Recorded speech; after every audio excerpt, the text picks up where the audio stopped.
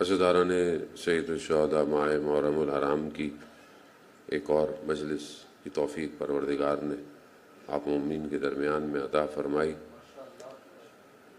آپ کی خدمت میں چند دن سے یہ گزارش کہ انسان جو ہے وہ دو چیزوں کا مرکب ہے، اور ایک چیز اسے دنیا کی طرف کھینچتی ہے اور ایک چیز اسے آخرت کی طرف، اور دونوں ہی جب تک ساتھ ہیں تو یہ زندگی اور حیات ظاہری ہے، اور جب دونوں ایک دوسرے سے جدا ہو جاتے ہیں بدن خاک پہ رہ جاتا ہے اور روح پرواز کر جاتی ہے۔ جتنی ہدایت کا پیغام آیا کیونکہ ظاہر میں بدن نے انجام دینا تھا، لیکن اثرات روح پر مرتب کرتا ہے۔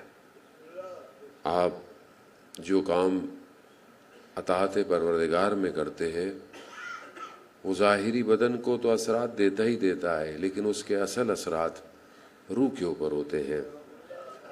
کھانا حلال کھائیں یا حرام کھائیں بدن کو ملتا ہے، ایسا نہیں ہے کہ بدن کو نہیں ملے گا، لیکن حرام کھائیں گے تو عذاب آئے گا، وہی کھانا حلال کھائیں گے تو بدن طاقت اختیار کرتا ہوا خدا کی بارگاہ میں سجدے کرے گا۔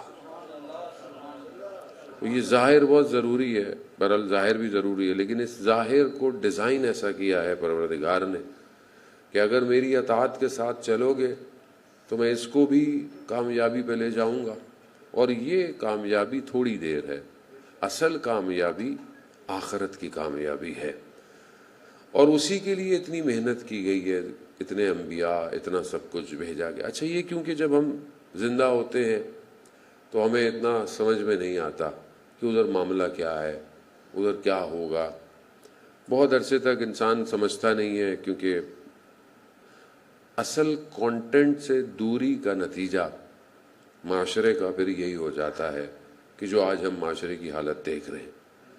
قرآن 30% آخرت کی مارکیٹنگ کر رہا ہے، آخرت کی، جہنم کی آیات، جنت کی آیات، روزے قیامت کی آیات، یہ ساری کیا ہیں؟ خوب یہ قیامت ہے، 30% آلموسٹ وہ قیامت کا ذکر کر رہا ہے۔ ابھی آپ یہاں سے باہر نکلیں اور رستے میں گھر جانے تک سائن بورڈ لگے ہوئے ہوتے ہیں بہت سارے، تو ایک ہی چیز کو آپ بار بار دیکھتے ہیں تو اندر آرزو پیدا ہو ہی جاتی ہے کہ یہ ہے کیا، میں بھی لے ہی لیتا ہوں، کچھ نہیں ہوگا۔ پھر آگے جب شاپ میں جائیں گے تو وہ مارکیٹنگ ایسی ہوتی ہے کہ پہلے شیلف میں پڑی ہوئی ہوتی ہے، تو وہ آدمی جو ہے وہ کہتا ہے چلو چیک کر ہی لیتے ہیں کیا ہے۔ اب آپ سوچیں نا کہ اگر ان بل بورڈز پہ قیامت کی آیتیں لکھی ہوئی ہوں تو آدمی بندہ نہ بن جائے، جب اتنا دیکھے کہ اللہ قیامت میں یہ ہوگا یہ ہوگا، گھر جانے تک پہلے گا بھائی جا نماز کے ذریعے میں پہلے سجدہ کر لوں خدا کو۔ مشکل یہی ہے کہ آج وہ اوریجنل کانٹینٹ ڈیلیور نہیں ہو رہا جو ہونا چاہیے۔ آج جتنی معاشرے کو وعظ کی ضرورت ہے، نصیحت کی ضرورت ہے، شاید ہی کسی دور میں ہوتی ہو، اور یہ میں نہیں ہے، آپ احادیث کو دیکھیں تو کیا ہے، حضرت محمد مصطفیٰ صلی اللہ علیہ وسلم صلی محمد والے، خود پیغمبر ارشاد فرماتے ہیں اپنے اصحاب سے کہ ایک زمانہ ایسا آئے گا کہ اس زمانے کی ایک نیکی، اور اپنے اصحاب سے فرما رہے ہیں کہ تمہاری 50 نیکیوں کے برابر۔ یا رسول اللہ، بدر، احد، خندق، کہا اس زمانے میں ایک نیکی کرنا ایسے ہوگا جیسے ہاتھ پہ انگارہ رکھنا۔ آج آسان نہیں ہے نیکی کرنا، نیک رہنا بہت مشکل کام ہے، بہت مشکل۔ عزاداران محترم، انسان جب عبادت کرتا ہے یا کوئی بھی نیکی کرتا ہے نا تو نور اس کے وجود میں آتا ہے، نور آتا ہے۔ کوئی بھی آپ نیک کام کریں اس کا ایک اجر ہے، آخرت میں بھی ہے، دنیا میں بھی ہے۔ جو بھی آپ نیک کام کریں گے ایک نور آئے گا آپ کے اندر۔ اب وہ نور سنبھالنا اصل میں کام ہے۔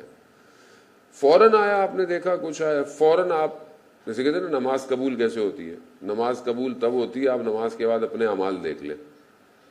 اگر نماز کے بعد آپ نے کوئی غلطی نہیں کی، کوئی خدا نہ خواستہ گناہ نہیں ہوا، نماز قبول ہے، اور نہیں ہوا تو نماز گئی. ایسی ہے نا نماز کی قبولیت، یہی ہے. آپ نے بہت نیکی کی، بہت اچھے کام کیے، اور آپ نے مجلس سنی، مجلس میں آئے، گریا گیا، نور آ گیا. باہر نکلے، کسی نے کوئی بات کہہ دی، آپ سے کوئی غیبت ہو گئی خدا نہ خواستہ، بات ہو گئی، نور چلا گیا. اس نور کو سنبھالنا مشکل کام ہے آج. یعنی تھوڑی تھوڑی دیر میں شیطان ایکٹیویٹ ہوا ہے، اور آخری زمانے میں شیطان اور اس کا لشکر آزاد ہو چکا ہے، بہت آزاد ہو چکا ہے. انسان اپنی تنہائی اور خلوت میں بھی بچ نہیں سکتا. ذہن اتنا ڈیزائن کیا جا رہا ہے کہ انسان خدا کی طرف متوجہ ہی نہ ہو. اور یہی سب سے مشکل کام ہے کہ انسان آج کل کے اس دور کے اندر اپنے آپ کو متمرکز کر سکے. کربلا جو ہے وہ اس پورے ہول سچویشن میں، یہ دنیا کی سچویشن میں آپ دیکھیں کہ جہاں ظلمات ہیں، اندھیرے ہیں، گمراہی ہے، کربلا ایک ایسا فیکٹر ہے کہ اس پوری دنیا میں سے جہالت کو ختم کر دیتا ہے. اگر یہ در حسین نہ ہو تو انسان آج کے اس دور میں اس ہدایت کی طرف بڑھ نہیں سکتا. دنیا جتنا آپ کو آلودہ کر دے، مگر امام حسین ایک آنسو کے قطرے سے آپ کو پاک کر دیتے ہیں. اور یہ اس دنیا کے اندر ایک اسپرچول ریجن ہے، یہ صرف مجلس نہیں ہے. یا آپ چاہے مجلس میں آپ آئیں، امام حسین سے آپ ارتباط پیدا کریں، گھر میں بیٹھ کے گریا کر رہے ہوں، کچھ بھی ہے. خوب یہ اس عالم کے اندر ایک ایسی روحانی طاقت ہے کہ جو آپ کو، کیا ہر کسی کو جس کے وجود میں حسین ابن علی کی محبت ہے، اسے یہ دنیا ڈبو نہیں سکتی. کیوں؟ یا کو ان الحسین مصباح الہدا والسفینۃ النجات. نجات کی کشتی ہے. نجات یہی ہے نا کہ انسان ڈوب رہا ہو، بچا لے کوئی، سوار کر لے کوئی. خوب آپ امام حسین کی محبت میں آتے ہیں، آپ امام حسین کے لیے سوار کرتے ہیں. نہ امام حسین آپ سے فرقہ پوچھتے ہیں، نہ آپ سے مسلک پوچھتے ہیں، نہ آپ سے پوچھتے ہیں نمازیں کتنی پڑھی، روزے کتنے رکھے، کچھ نہیں پوچھتے. آپ سے کہتے ہیں آ جاؤ بس. خوب یہ رابطہ مہم ہے. ایک عالم دین زمینی راستوں سے، ایلام سے ہوتے ہوئے عراق کہتے ہیں زیارت پہ جا رہا تھا میں، تو اچانک سے میں نکلا تو میں نے دیکھا کہ رستے میں ایک چرواہا تھا اور بہت بدن اس کا مضبوط تھا. تو میں گھبرا گیا کہ کہیں پتہ نہیں مجھے کوئی تکلیف نہ دے، لیکن ایسے ہی اس نے مجھ سے پوچھ لیا کہاں جا رہے ہو. تو میں نے ڈر ڈر کے بولا کہ بھائی میں زیارت پہ جا رہا ہوں کربلا. تو اس نے مجھے کیا کرنے جا رہے ہو؟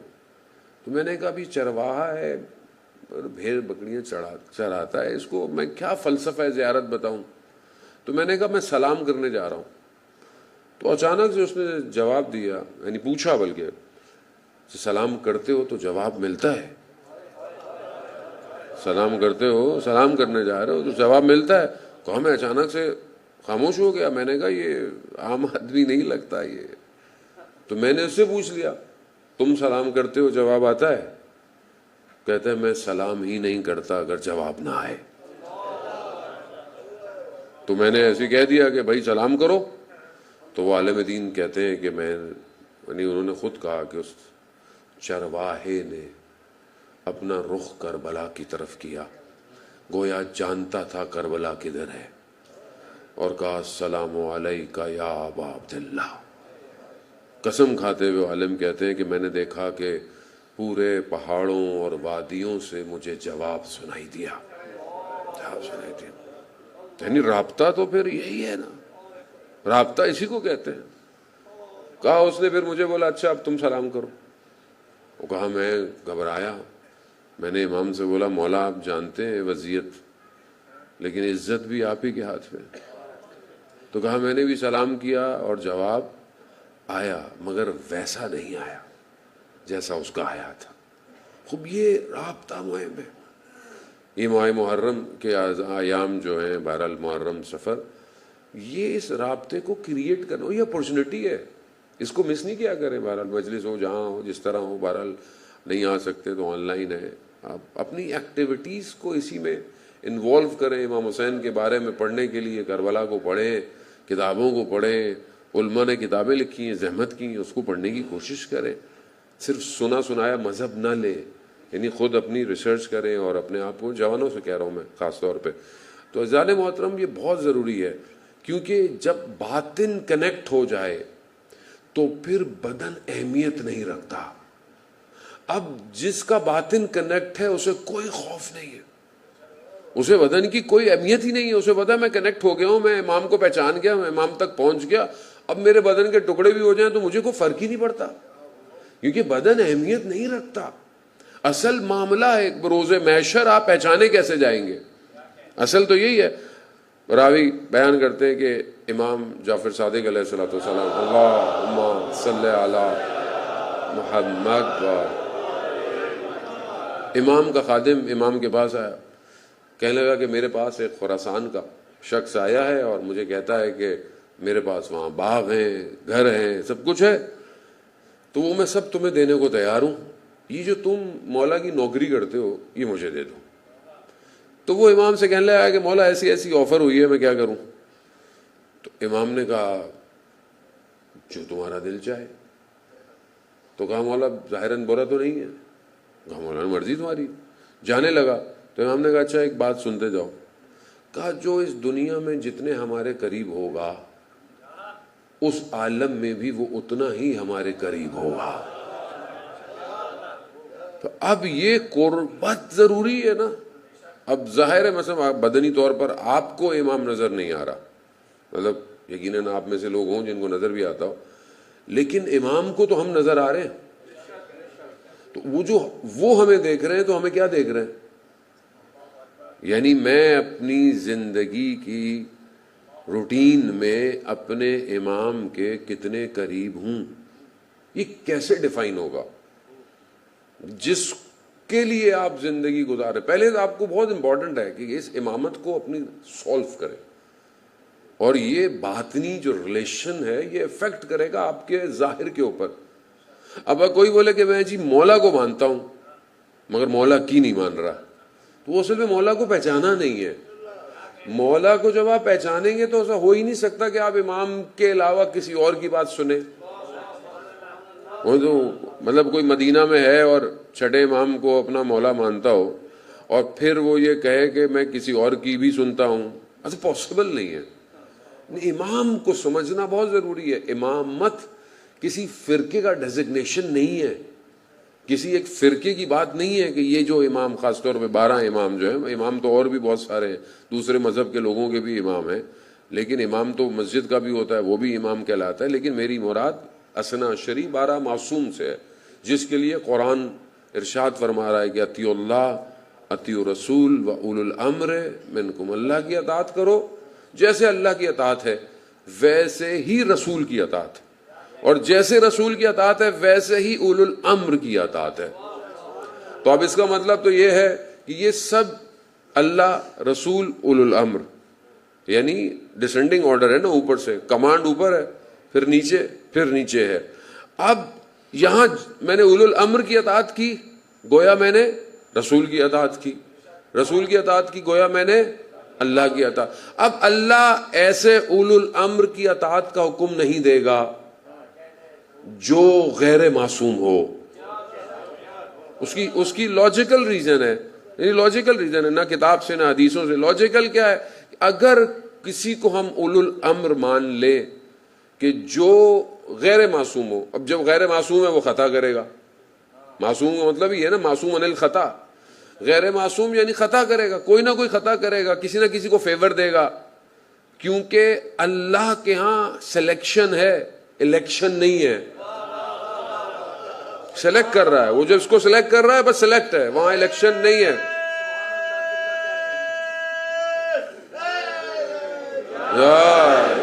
اب اگر کوئی ایسا شخص جو غیر معصوم ہو اور وہ کوئی بھی غلطی کرے, بہرحال کوئی بھی کرے, اور لوگ اس کی اطاعت کریں, تو اب روز محشر میں پروردگار سوال کرے اسے, بھائی غلط کام کیوں کیا تو میں جہنم میں ڈالوں, بندہ کہے گا پروردگار تو نے تو کہا تھا اطاعت کر.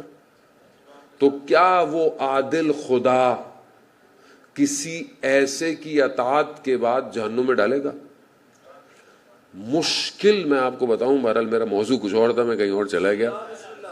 مشکل توحید کی ہے. دوسروں کے ہاں خدا عادل نہیں ہے. میں بہت آرام سے اور بہت پیار سے یہ بات کہہ رہا ہوں. جو اصول دین ہے، توحید، عدالت، پھر نبوت ہے. یعنی عدالت ضروری ہے. جس کے ہاں خدا کرسی میں بیٹھا ہو، جس کے ہاں خدا کچھ بھی کر لے، خدا قادر ہے لیکن خدا اپنے نظام سے باہر تھوڑی جائے گا. خدا تھوڑی نظام سے باہر جائے گا. نظام بنایا ہے اس نے، وہ نظام کے باہر نہیں جائے گا. وہ منظم ہے، وہ خود ناظم ہے. وہ کیسے ہو سکتا ہے کہ نہیں اللہ کی مرضی ہے، اللہ کچھ بھی کرے گا؟ اللہ کیسے کچھ کرے گا؟ 1,24,000 کو کس لیے بھیجا تھا؟ وہ خود کر لیتا انسان پھر اگر.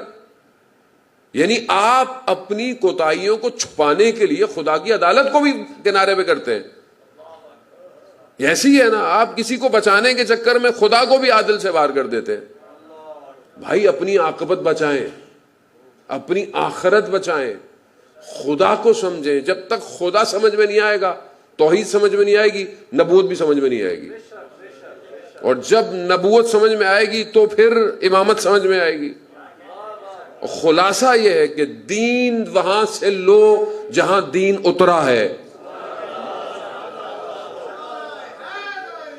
یا السلام علیکم، یا السلام علیکم یا اہل بیت النبوہ ومعدن الرسالہ ومختلف الملائکہ. یہ وہاں سے دین لیں آپ. ظاہر دین جب کہیں اور سے ہوگا تو یہ مسئلہ ہے. تو اس لیے بہرحال بریکٹ کلوز، امام کو سمجھے. امام سمجھ میں آئے گا تو پھر جان بھی نکلے گی، مال بھی نکلے گا، وقت بھی نکلے گا. امام سمجھ میں نہیں آئے گا تو ایسی گھومتے رہے زندگی بھر، ایسی پریشان رہے. عزیز محترم، امام کو پہچاننا، امام کی معرفت انسان کو شجاع، بریو بناتی ہے. امام کی معرفت انسان کو علمی پرواز دیتی ہے. امام کی معرفت انسان کو قرب الہی عطا کرتی ہے. امام کی معرفت ہے. جو آپ امام حاصل کریں، امام کی معرفت کریں. وہ جو لوگ جنہوں نے اپنی زندگی میں اماموں کو اپنے پہچانا، ان کی زندگی آپ کے سامنے ہے. کیسے لوگ تھے جناب میثم تمار، کہ جب امام نے کہا کہ میثم وقت آئے گا، نیزے گو پہ جائیں گے، لٹکایا جائے گا، زبان کاٹی جائے گی. جناب میثم نے یہ نہیں پوچھا کب، کیوں، کیسے، یہ نہیں پوچھا. انہوں نے بولا مولا بس اتنا بتائیں میں حق پہ ہوں گا. تو جس درخت پہ لٹکنا تھا اس کو پانی دیتے رہے. وہ خوف نہیں ہے نا، کیونکہ بدن کی قیمت کچھ نہیں ہے اور ہماری ساری انویسٹمنٹ بدن کے اوپر ہے. وہ جو باطن ہے اس کے اوپر انویسٹمنٹ نہیں ہو رہی ہے، اس کے اوپر انویسٹمنٹ کریں. باطن کے اوپر جب انویسٹمنٹ کریں گے، فرعون بھی آپ کے سامنے کانپے گا. کانپے گا. مطلب آپ دیکھیں نا، اللہ کا نمائندہ فرعون، انا ربکم الاعلی، اتنا فرعون، اتنی طاقت اور کتنا سسٹم تھا ان کے پاس. احرام مصر اور پتہ نہیں کیا کیا بنایا ہوا، کاخ اور محل اور یہ بنائے ہوئے سب کچھ، غلام، اتنا بڑا سسٹم. حضرت موسیٰ جانتے تھے فرعون کتنا ظالم ہے. کہا پروردگار نے کہا جاؤ موسیٰ فرعون کو تبلیغ کرو. حضرت موسیٰ نے کہا پروردگار فرعون، کہاں جاؤ؟ کہا اچھا مجھے میرے ساتھ، میں اکیلا نہیں جاؤں گا، میرے بھائی کو میرے ساتھ بھیجے. تو حضرت ہارون کو ساتھ بھیجا. قرآن کی آیت ہے، پروردگار نے حضرت موسیٰ سے کہا موسیٰ گھبرانا نہیں، آپ جا کے بات کریں، میں باتیں سن رہا ہوں، میں بات سن رہا ہوں، اور بات بھی نرم لہجے میں کیجیے گا. وہ پروردگار فرعون ہے، نہیں ہے تو میرا بندہ، ہدایت دینی ہے، اگر قبول کر لے قبول کر لے، نہیں کرے گا تو پھر نتیجہ وہی ہے. خوف نہیں ہے. اتنا سب کچھ کیا، مگر پھر بھی اس کے بعد فرعون نے آپ کے سامنے کیا کیا، اور وہ واقعہ اور سحر اور سب کچھ، اور پھر راتوں رات بنی اسرائیل کو لے کر نکلے اور دریا کے کنارے پر پہنچ گئے. پیچھے سے بڑی تیزی سے فرعون، کیونکہ یہ سواریوں کے بغیر تھے، وہ سواریوں پہ تھا، پہنچ گیا.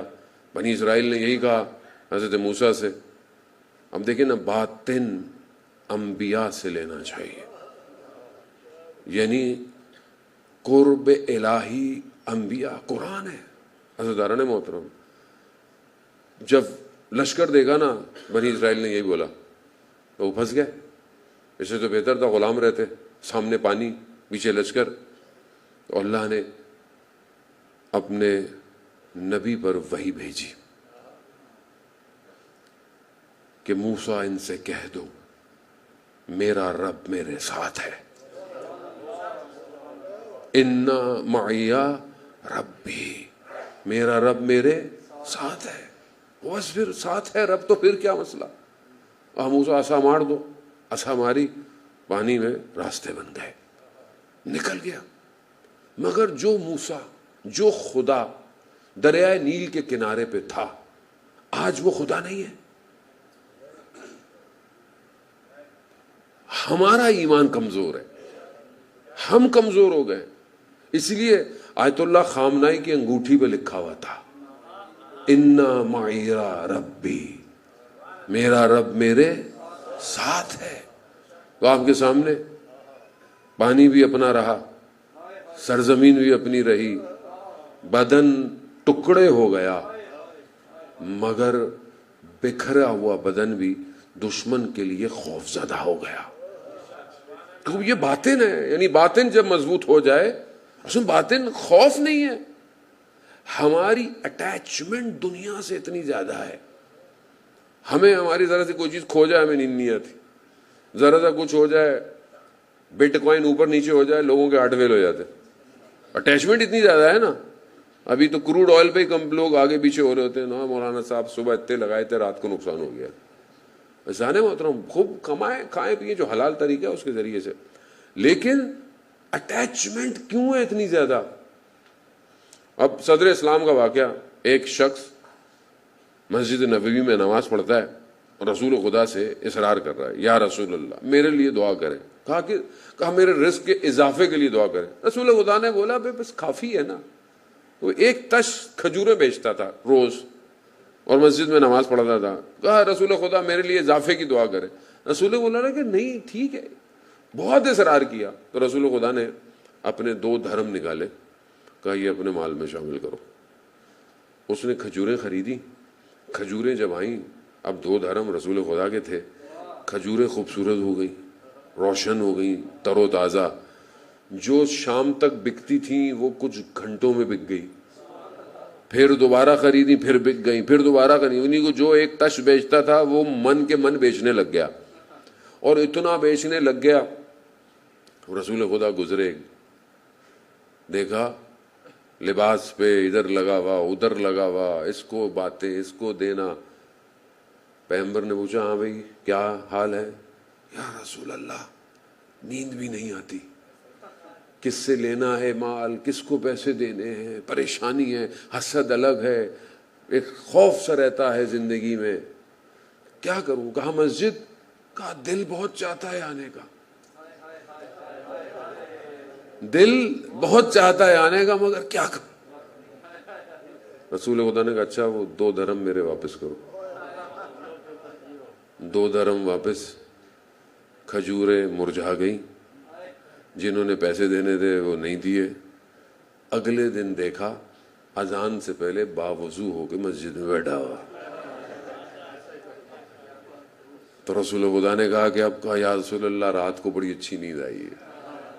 اذان محترم، اٹیچمنٹ، اضافہ نہیں مانگے اضافہ، لیکن برکت کے ساتھ. برکت نہیں ہو کوئی چیز کام کی نہیں ہے. بڑا بڑا گھر آپ بنا لیں، لیکن گھر میں، گھر در و دیوار سے تھوڑی بنتے، گھر تو لوگوں سے بنتے. بابا آپ کے لوگ ہی نہیں ہیں، آپس میں محبتیں نہیں ہیں تو کیا کریں گے؟ آپ چیزیں بنا لیں، اتنی گاڑیاں اپنے آپ کار پوش میں کھڑی کر دیں اور چلانے والا کوئی نہ ہو. اصل برکت ہے، اصل زندگی ہے. آج ہم ظاہری طور پر ماڈرن ہو گئے، اے آئی کا دور ہے، سب کچھ انسان آگے کی طرف بڑھ رہا ہے، لیکن کنیکشن بریک ہو رہے ہیں. آج کوئی کسی سے بات نہیں کرتا. آج انسان سائیکولوجیکل بیمار ہے. یعنی آپس میں بھی بیٹھا ہو تو وہ موبائل سے زیادہ بات کرتا ہے. گھر والے بھی کہتے ہیں کاش ہم موبائل ہی ہوتے، اتنی دیر ہمیں دیکھتا تو صحیح، یہ بات تو کرتا. عزیزان محترم، خوب یہ پرابلم ہے سوسائٹی کی. خوب بیک ٹو دا نارمل، اپنی زندگی کو آرام سے واپس لے کر آئے. اور یہی تمرکز آپ کو امام کی طرف لے کے جائے گا. امام کو سوسائٹی چاہیے، معاشرہ چاہیے، یہ مریض لوگ نہیں چاہیے امام کو. تو آج ہم اپنی زندگی میں اپنے امام کے لیے کیا کر رہے ہیں؟ بہرحال ہمیشہ روز کی طرح ایک دو حدیثیں میں آپ کی خدمت میں لے گا. صلوات بھیجتے ہیں محمد وعلیہ وسلم.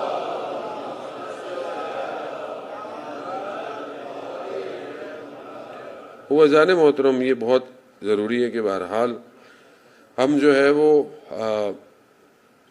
اپنی زندگی میں بہتری کی طرف بڑھیں، اور یہی بہتری جو ائمہ کے اقوال ہیں یہی معاشرے کو بنا سکتے ہیں. بہرحال امام جعفر صادق علیہ الصلوۃ والسلام ارشاد فرماتے ہیں،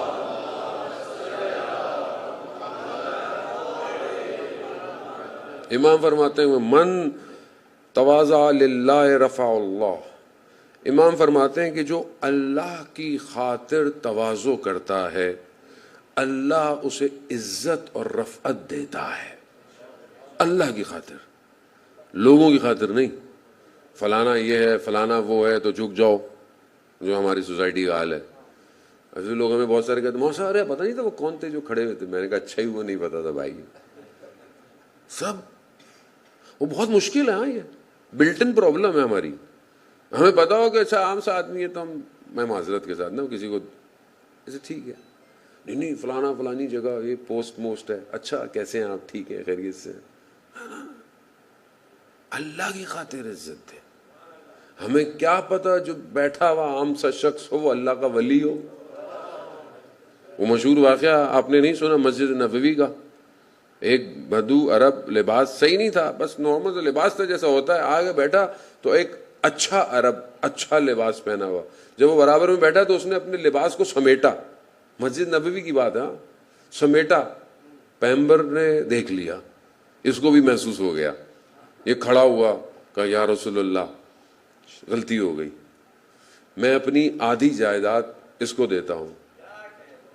یعنی شرمندہ ہوا، کہا میں اپنی آدھی جائیداد. وہ کھڑا ہوا، کہا یا رسول اللہ مجھے نہیں چاہیے. کہا کیوں؟ کہا میں نہیں چاہتا کل میں بھی ایسے ہی کروں. تواضع للہ ہے، میں اللہ کی خاطر، اللہ کی خاطر، اللہ کی خاطر جو تواضع کرتا ہے خدا اسی کو عزت دیتا ہے، رفعت بھی دیتا ہے. دوسری چیز امام فرماتے ہیں من تکبر حفظہ اللہ. اور ہر کوئی بھی اگر تکبر کرے گا تو خدا اسے نیچے لے آئے گا. یہ رول ہے، یہ رول ہے، یہ امام دے رہے ہیں، قال امام صادق ہے. یعنی تکبر، غرور. اور یہ بہت مشکل، مطلب یہ بھی پارٹ آف دا سوسائٹی ہے. ظاہر ہے جو حدیث میں ہماری کوشش یہ ہوتی ہے وہ حدیثیں بیان کی جائیں جو سوسائٹی کے لیے ہوں. مطلب حدیثیں تو ساری مطلب سوسائٹی کے لیے ہوتی ہیں، لیکن جوان بولیں یار مولانا صاحب پتہ نہیں کہاں کی باتیں کر رہے تھے، سوسائٹی کی بات ہے. تکبر انسان کے اندر آ جاتا ہے، پیسہ آ جائے، مال آ جائے، عزت آ جائے.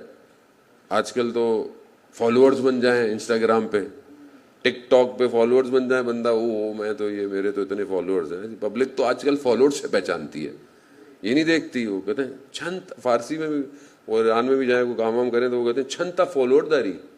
فالوور کتنے ہیں؟ ان کو بولا بھائی ملین ہے. اوہ اچھا ملین ہے، واہ بھائی آئے کام کریں. وہ دنیا ایسی ہو گئی ہے. اور پھر جس کے اندر آ جاتا ہے وہ تو ہلکا ہی نہیں آ رہا. تکبر. جبکہ اللہ کی بارگاہ میں خدا جس درخت کو جتنا پھل دیتا ہے وہ اتنا ہی جھکتا ہے، اتنا جھکتا ہے. اس میں تکبر نہیں ہے. سخت ٹہنیاں ٹوٹ جاتی ہیں. تو انسان کو تکبر اصل تو جائز ہی نہیں ہے، عزت صرف خدا کو ہے۔ پھر امام فرماتے وَمَنِ اقْتَصَدَ فِي مَعِیشَةِ رِزْقِ اللہ، جو اپنی زندگی میں میانہ روی اختیار کرتا ہے خدا اسے روزی دیتا ہے، رزق دیتا ہے۔ یعنی میانہ روی یعنی بیلنس لائف، معتدل ہونا، اسراف نہ کرنا، فضول خرچ نہ کرنا، بیلنس لائف کرے، خدا رزق میں اضافہ کرتا ہے۔ پھر امام فرماتے ہیں کہ جو بھی اسراف کرتا ہے ومن بذر حرمہ اللہ، یعنی جو بہت خامخواہ کا خرچ کرتا ہے یعنی ایکسٹرا، تو خدا جو ہے اسے چیزوں سے محروم کر دیتا ہے۔ خاص طور پہ یہ کھانے پینے کے رزق پہ ہم لوگ بہرحال احتیاط کیا کریں، جان محترم، پلیٹ میں اتنا ہی ڈالا کریں، چاہے وہ نیاز کھائیں چاہے وہ کسی خوشی کے اس میں جائیں۔ آپ یقین کریں بھوکا رہنے سے کوئی نہیں مرتا، جتنے لوگ مرے ہیں کھانے سے مرے ہیں۔ تو اللہ آپ کے ایک ایک چیز کو چیک کر رہا ہے، تو اتنا کھائیں، اور اگر نہیں کھا سکتے ہیں، آپ کو نہیں پتا کتنے لوگ بھوکے ہیں، کتنے لوگ بھوکے سوتے ہیں، کتنے لوگ بھوکے ہیں۔ تو یہ بہت ضروری ہے کہ کم از کم انسان جو ہے وہ اپنی زندگی میں ان چیزوں کو احتیاط کرے۔ پانچویں چیز امام فرماتے ہیں کہ من اکثر ذکر الموت احب اللہ ابہ اللہ، جو موت کو زیادہ یاد کرتا ہے خدا بھی اس سے محبت کرتا ہے۔ اب یہ بہرحال سوسائٹی کی نارمز ہیں، یہ جتنی بہرحال حدیثیں میں آپ کی خدمت میں روز لانے کی کوشش کرتا ہوں، لا تو کچھ زیادہ ہی دیتا ہوں لیکن پڑھ نہیں پاتا ساری آپ کی خدمت میں، لیکن یہ سوسائٹی کو امام بناتا ہے، ہم نہیں بنا سکتے۔ اللہ کا قانون نبی کے پاس، اور نبی کے بعد امام کے پاس ہے۔ امام کا کام اس قانون کو امپلیمنٹ کرنا ہے۔ نظام ولایت جو ہے وہ امپلیمنٹیشن ہے، کیوں؟ کیونکہ وہی تو ختم ہو گئی، دین کامل ہو گیا، یوم اکملت لکم دینکم، دین کامل ہو گیا۔ اب وہ اس کو کون کرے گا؟ امام کرے گا۔ آج یہ جو جنگ ہے، یہ جو جنگ ہو رہی ہے، یہ جنگ اسی کی جنگ ہے، یہ اسی آنے والے کی گھبراہٹ میں یہ سب پہنچے ہوئے ہیں۔ بھائی یہاں کیوں پہنچے ہوئے؟ کہیں اور چلے جاؤ۔ بھائی کوریا کے پاس بھی تو نیوکلیر ہے، ادھر کیوں نہیں جا رہے؟ ادھر تھوڑی امام نے آنا ہے، امام نے ادھر آنا ہے۔ تو انہیں پتا ہے کہ اسی خطے میں امام نے آنا ہے، یہی خطہ ہے نا، وہ حجاز ہے یعنی عربستان ہے، سعودیہ ہے، مکہ ہے، مدینہ ہے، کوفہ ہے، عراق ہے، خراسان، اسی خطے میں آنا ہے۔ تو اسی خطے کو گھیر رہے ہیں وہ، اور ابھی سے نہیں گھیر رہے وہ۔ یہ سب انسیڈنٹ اچانک نہیں ہے، یہ پلانڈ ہے۔ ہم غفلت میں بیٹھے ہوئے ہیں۔ جانے میں تو ٹھیک ہے، Pakistan played his role very well, اور اپنا رول پاکستان نے اچھا پلے کیا۔ ایڈمنسٹریشن ہو گئی، گورنمنٹ ہو گئی، منسٹری ہو گئی، خوب آرمی ہو گئی، اپنا رول بیسٹ۔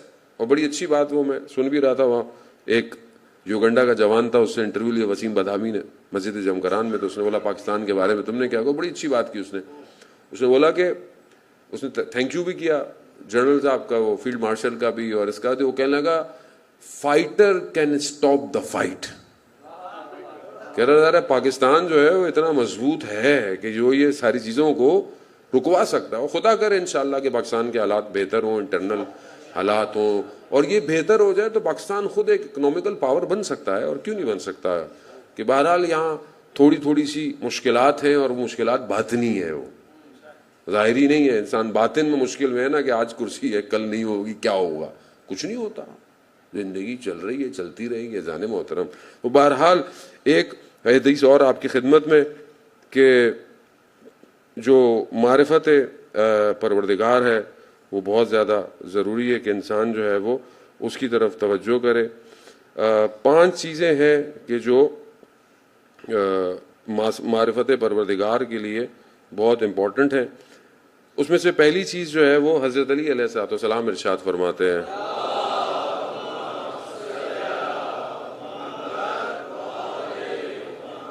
اچھا 4 چیزیں میں کل کہیں حدیث پڑھا تھا یہاں یا کہیں اور، تو میں نے 5 بولیں، 4 بول دیں، پبلک پھر میسیج میں پکڑ لیتی ہے ہم لوگوں کو۔ تو بہرحال اس میں 4 چیزیں ہی ہیں۔ امام فرماتے ہیں من عرف اللہ توحدہ، جو خدا کی معرفت کرتا ہے وہ موحد ہو جاتا ہے، یعنی وحدانیت کی طرف بڑھنا شروع کر دیتا ہے. تو معرفت پروردگار بہت ضروری ہے. اس کے لیے بہترین ہے، میں جوانوں سے کہوں کہ آپ جو ہے وہ عقائد کی کتابوں کا مطالعہ کریں. عقائد کے لیکچرز جو ہیں اپنی فرصت میں بہرحال آن لائن موجود ہیں، لیا کریں، یہ بہت ضروری ہے. توحید بہت امپورٹنٹ ہے. پھر امام فرماتے ہیں من عرف نفسہ تجردا، جو اپنے آپ کو، اپنے نفس کو پہچانتا ہے تو وہ اپنی اٹیچمنٹ، جو اس کی اٹیچمنٹ ہے، اس سے دور ہو جاتا ہے. وہ من عرف نفسہ عرف ربا، رسول خدا کی حدیث ہے. جس نے اپنے آپ کو پہچانا اس نے اپنے رب کو پہچانا.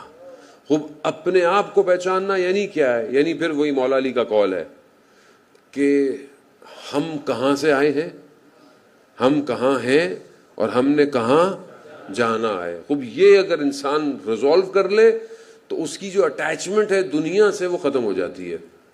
یہ جو آج مشکلات ہیں یہاں بریکٹ کے اندر جان محترم، اس ٹائم ڈائیورس ریشیو ہائی، اسلام آبادی کا میں آپ کو بتا بھی نہیں سکتا کہ صرف اس ریجن کا جو علماء اکرام ہے بہت ہائی ہو گیا ہے. اس کی وجہ کیا ہے؟ اس کی وجہ ہے کہ ہم دنیا میں اٹیچڈ ہیں. ہم ذرا ذرا سی بات کو برداشت نہیں کر سکتے. تحمل ہمارے ہاں پایا نہیں جاتا. مطلب آپ پیچھے چلے جائیں، تھوڑا اور پیچھے چلے جائیں، جتنی ٹیکنالوجی کم تھی رشتے اتنے اچھے تھے. جتنی انسان ٹیکنالوجی میں آ گیا رشتے کاغذی ہو گئے. کاغذی ہو گئے نا رشتے. یعنی واٹس ایپ کے میسج پر ڈائیورس ہو جاتی ہے. تم نے مجھے میسج نہیں کیا، تم آن لائن تھے. میں نے خود ساری چیزوں کو دیکھا ہے، کنسلٹنٹ ہوں میں جان محترم. ڈائیورس ہو، کاغذی رشتے. پہلے میاں بیوی لڑتے تھے، شام کو شوہر واپس آتا تھا، ماحول ٹھیک ہوتا تھا، کوئی مسئلہ نہیں ہوتا. ابھی ذرا سی بات ہونے کی دیر ہوتی ہے، واٹس ایپ گھوم جاتا ہے پورے خاندان کو. Nobody loves you. اگر کوئی آپ سے محبت کرتا بھی ہے نا تو اپنے ذہن سے. اپنا گھر آپ خود بچا سکتے ہیں. جو پرابلم ہے یہ دیکھیں حدیث پیغمبر ہے کہ میاں بیوی کو چاہیے کہ اپنے عیبوں کو کسی سے ظاہر نہ کرے. آج معاشرہ کس فساد کی طرف چلا گیا، یعنی ہر چیز کھلے عام بیان ہو رہی ہے. یہی پرابلم ہے. اور اوپر سے ٹی وی ڈرامے ہو گئے ماشاءاللہ ہمارے ہاں، جو رہی سہی کسر ہے وہ پوری کر دیتے ہیں. یہ پیمرا کو نظر پتہ نہیں کیوں نہیں آتا. جو لوگ بیٹھے ہوئے ہیں پتہ نہیں کیا کھا کے بیٹھے ہوئے ہیں، یا کوئی انٹرنیشنل ایجنڈا ہے جو پیسے دیے ہوئے ہیں کہ معاشرے کی ساخت کو خراب کیا جائے. اسلامی دیکھیں جو پاکستان کا اپنا کلچر ہے نا، پاکستانی ایک کلچر ہے اور ایک اسلام ہے، ظاہر ہے اسلام اور پاکستانی کلچر ہے، وہ بریک ہو رہا ہے. کون کر رہا ہے بریک؟ کوئی کر رہا ہے بریک. کوئی پیسے دے رہا ہے آپ کو، کوئی چاہ رہا ہے کہ بے حیائی ہو، بے حجابی ہو، بدمزگی ہو. آپ سامنے جو کریکٹرز ڈیفائن کیے جا رہے ہیں ڈراموں کے اندر، اصل وہ کوئی اسلامی قوانین ہے نہیں. جی معاشرے میں یہ ہوتا ہے تو دکھا رہے ہیں، ہوتا نہیں ہے. آپ دکھا کر کروانا چاہتے ہیں، ہوتا نہیں. ہر برائی دکھائی نہیں جاتی.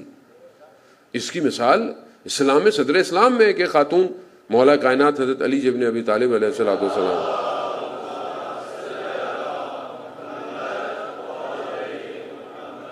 بس میں یہاں دو باتیں رہ گئی، اس میں سے وہ اپنی غرائز کو بات کروں. صدر اسلام میں خاتون سے گناہ ہوا، مولا علی کی خدمت میں آئی اور کہا کہ یہ غلطی ہو گئی. امام نے کہا ٹھیک، خدا کی بارگاہ میں توبہ کرو، جاؤ جاؤ توبہ کرو جاؤ. پھر آ گئی، کہا یہ ہو گیا. کہا میں نے کہا نا ضرورت نہیں ہے، اللہ کی بارگاہ میں توبہ کرو، خدا معاف کرنے والا ہے. تیسری دفعہ آئی تو پھر امام نے کہا حجت تمام کر دی، میں تمہیں بول رہا تھا کہ اللہ کی بارگاہ میں توبہ کر لو. یعنی گناہ کو اسلام بھی چاہتا ہے کہ اگر غلطی ہو گئی تو اللہ کی بارگاہ میں توبہ کر لو، بس تشہیر مت کرو، تشہیر نہیں کرو. بعض اوقات انسان بڑا میں نے یہ کیا، میں نے وہ کیا، ہو سکتا ہے بعد میں آپ کو شرمندگی ہو، آپ توبہ کر لیں، لیکن جس کو آپ نے بتا دیا روز محشر وہ آپ کا گواہ بن گیا. جانے ہوتا اس کی بارگاہ میں بہرحال انسان کو استغفار کرنا چاہیے۔ امام فرماتے ہیں من عرف الدنیا تزہدا، جس نے دنیا کو پہچانا وہ دنیا کو رہا کر دیتا ہے۔ پہچانا، جس نے پہچان لیا دنیا کو وہ دنیا کو چھوڑ دیتا ہے، وہ زاہد بن جاتا ہے، ترک کر دیتا ہے دنیا کو۔ ترک کرنے کا مطلب نہیں ہے کہ آپ پہاڑوں میں چلے جائیں، آپ ادھر بیٹھ جائیں جا کے بولو بھائی مولانا صاحب نے بولا دنیا ترک کر دی، نہ، اصل دنیا ترک کرنا یعنی دل دنیا میں نہیں ہو۔ اور دنیا جو ہے ایک خوبصورت ایک زوج بن کے، برائڈ بن کر حضرت عیسیٰ کی خدمت میں آئی، تو حضرت عیسیٰ نے بولا بھائی کیا چاہتے؟ کہا کہ جو جتنا میرے پیچھے آئے گا اتنا میں اسے اور دور لے جاؤں گی۔ دنیا ایسی ہے، جتنا آپ دنیا کے پیچھے بھاگے دنیا آپ سے دور چلی جاتی ہے، اور جتنا آپ آخرت کی طرف جائیں دنیا اپنے خزانوں کو اگل دیتی ہے۔ یہ بھی کالا امیر المومنین، وقت نہیں ہے میں اس حدیث کو آپ کی خدمت میں بیان کروں۔ وہ جانے محترم، پھر امام فرماتے ہیں من عرف الناس تفردا، اور جو لوگوں کو پہچان گیا وہ تنہا ہو جاتا ہے، یعنی جو لوگوں کو صحیح پہچان جاتا ہے وہ تنہا ہو جاتا ہے۔ ایسی ہے، اگر انسان کو دوسروں کی حقیقت پتہ چل جائے، یہ تو اللہ کا کرم ہے کہ اس نے پردے رکھے ہوئے ہیں۔ ایسی ہے عزیزاران محترم، بڑے بڑے عرفا کہ جن کو ملا کلی حسین ہمدانی کے بارے میں مشہور ہے کہ جب نجف میں مولا کی زری کی زیارت کرتے تھے اور جب باہر نکلتے تھے تو ابا کو اوڑھ کے نکلتے تھے، تو پوچھا کہ آپ جاتے تو صحیح ہیں، واپسی میں ابا کیوں اوڑھتے ہیں؟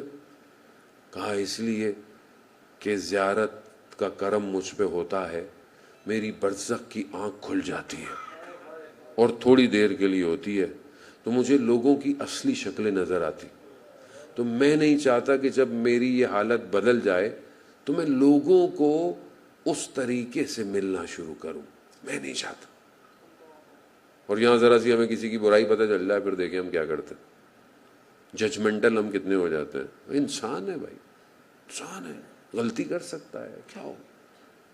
جب خدا میری غلطیوں کو معاف کر رہا ہے تو میں لوگوں کی غلطیوں کو کیوں نہیں معاف کرتا؟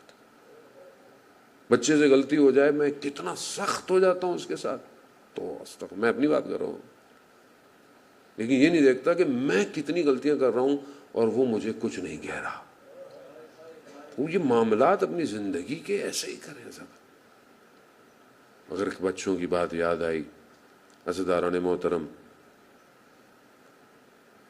168 بچوں میں سے میناپ کے 140 بچوں کو ڈی این اے کے ذریعے پہچانا گیا۔ 140 بچوں، کچھ نہیں بچا۔ اور ایک بچہ مارکاوا ابھی تک ایسا ہے 100 ڈی این اے ہو گئے، ابھی تک اس کا کچھ پتہ نہیں چلا، کچھ نہیں۔ اور ایک بچے کی تو کچھ چیزیں بہت دنوں بعد، آپ نے دیکھا سب کے تابوت ایک جیسے تھے، چھوٹے تابوت تھے، تو کوئی بڑا بھی تھا، چھوٹا بھی تھا، لمبا بھی تھا۔ کیوں؟ کیونکہ کچھ تھا ہی نہیں، کچھ نہیں تھا۔ یہ گھر والوں کو بیگ ملے، کسی کو کیا ملا، کسی کو ٹکڑا ملا، کسی کو کیا ملا۔ وہ ٹیچر جس کا قد سب سے لمبا تھا، تھوڑا سا بدن۔ وہ ایک ٹیچر جو بچوں کو اپنی آغوش میں لیے بیٹھی تھی، اس کا سر ہی نہیں ملا۔ کربلا ہے۔ وہ ساری مائیں اگر ان کے دل میں کربلا نہ ہوتی زندہ رہتی؟ نہیں رہ سکتی۔ تو وہ تو وہاں بھی روتی ہیں تو کربلا کو یاد کر کے رو رہی ہیں، کوئی علی اصغر کو یاد کر کے رو رہا ہے، کوئی قاسم کو یاد کر کے رو رہا ہے، کوئی اون و محمد کو یاد کر کے رو رہا ہے۔ اللہ اکبر۔ میناب کی بیٹیاں، عزیزاران محترم، آپ کی بھی بیٹیاں ہیں، اللہ کی راہ میں بہرحال امتحان آزمائش تو ہے، اس میں کوئی شک نہیں ہے، ولایت قیمت مانگتی ہے۔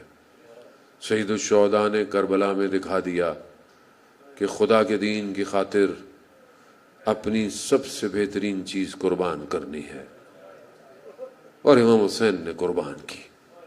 اور یہ راستہ بھی یہی سکھاتا ہے کہ تمہارے پاس بھی جو سب سے بہترین ہے اللہ کی راہ میں قربان کر دو۔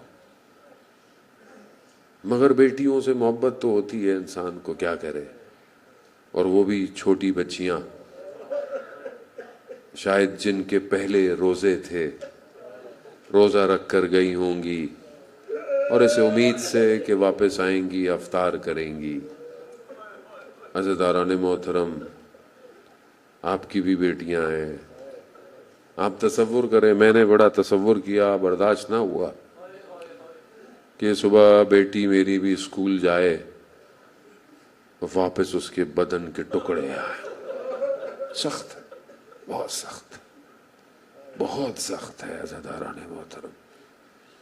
چھوٹی بیٹیاں ویسے بھی باپ سے بہت پیار کرتی ہیں، مگر لا یوم یوم کا ابا عبداللہ، امام کی سواری چلنا شروع ہوئی، دیکھا سواری ہلتی نہیں ہے، ایک چھوٹی سی بچی ہے جو ذوالجناح کو پکڑ کر کھڑی ہوئی ہے۔ امام نے نیچے دیکھا تو چھوٹی سی بچی ہے، امام نیچے اترے، بچی کو گلے لگایا، بچی اپنے بابا سے مل کے گریہ کیا۔ آپ بھی بیٹیوں والے ہیں نا، جب گھر سے نکلتے ہوں گے، سفر پہ جاتے ہوں گے تو چھوٹی بیٹی سب سے آخر میں ملتی ہے، یہ بچی بھی سب سے آخر میں ملی، مگر بچی جانتی تھی جو گیا واپس نہیں آیا۔ تو اس بچی نے یہ نہیں پوچھا بابا کب آؤ گے، اس بچی نے کہا بابا ہمیں مدینہ چھوڑاؤ۔ امام نے کہا بیٹا اب دیر ہو گئی ہے، مگر امام نے کچھ کہا اس بچی کو، بچی خاموش ہو گئی۔ امام کی سواری چلی گئی، بچی خیموں کے پاس کھڑی دیکھتی رہی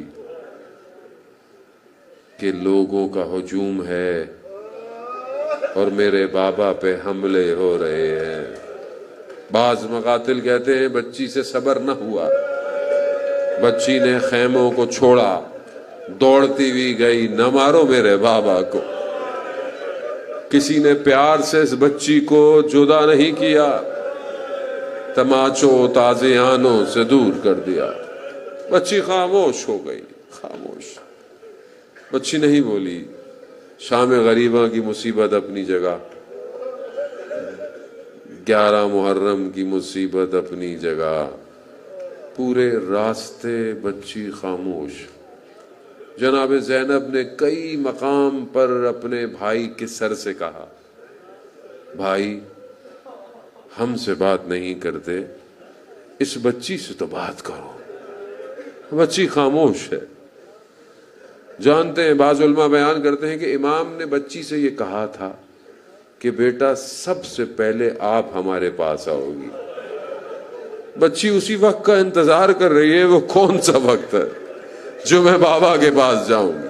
عزیزداران محترم، شام کا دربار آیا، بچی نے کیا دیکھا کہ بابا کا سر ہے، ہاتھ میں چھڑی ہے، ظالم چھڑی سے اہانت کرا۔ بچی سے صبر نہ ہوا، چھپ چھپ کے دیکھتی تھی۔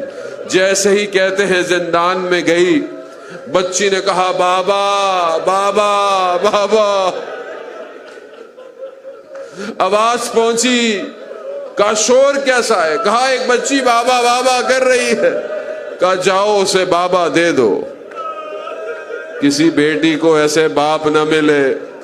تشت آیا، تشت سے کپڑا ہٹایا، خاک میں اٹی زلفیں، چہرے پر زخموں کے نشان تھے، لبوں پر تازہ چھڑی کے نشان تھے۔ بڑے دنوں بعد بابا آیا تھا اتنی قریب، ننھے ننھے ہاتھوں سے سر اٹھایا، لبوں کو لبوں سے لگایا۔ آپ بھی بہت دنوں بعد گھر جاتے ہیں نا تو چھوٹی بچی شکایت کرتی ہے، ماں نے یہ کیا، بھائی نے یہ کیا۔ اب اس بچی نے بھی شکایت شروع کی، بابا آپ کے جانے کے بعد خیمے جل گئے، بابا بابا دامن بھی جل گیا، بابا بابا پانی مانگو تو تماچے پڑتے تھے بابا،